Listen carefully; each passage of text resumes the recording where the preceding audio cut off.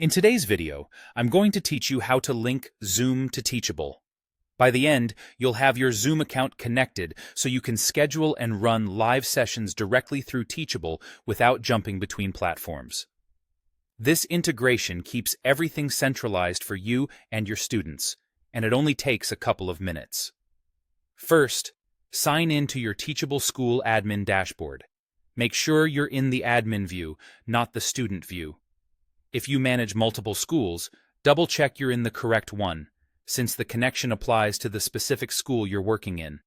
It also helps to know which Zoom account you plan to connect so you don't link the wrong one by accident. From your dashboard, head to the App Hub in the left sidebar. If you don't see App Hub, you can also get there by going to Settings and then Apps. Interfaces can change slightly over time, but the App Hub, or the Apps section, is where all integrations live, so you're in the right place. Once you're in the App Hub, find the Zoom app. You can scroll or use the search bar to locate it quickly.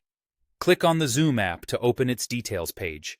This page confirms you're looking at the official integration and shows a brief overview of what the app does. On the Zoom app details page, click Install. Teachable will send you to a Zoom login screen to authorize the connection. If you're already signed into Zoom in your browser, you may skip straight to the authorization prompt. If not, enter your Zoom account credentials and continue. If you have multiple Zoom accounts, make sure you're logging into the one you want Teachable to use for your school's live meetings. When Zoom prompts you to allow access, review the permissions and click to approve. Granting access lets Teachable create and manage Zoom meetings on your behalf, which is exactly what enables live sessions to be scheduled from inside Teachable. This authorization is secure and limited to the functions needed for meetings. After you approve, you'll be redirected back to Teachable, and the Zoom app will show as connected. From this point forward, Teachable will use that Zoom account for all live meetings you create through Teachable.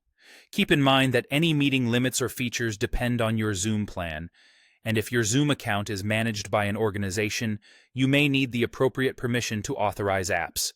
That's it. You're connected and ready to use Zoom with Teachable. Thanks for watching, and enjoy running your live sessions with everything seamlessly linked.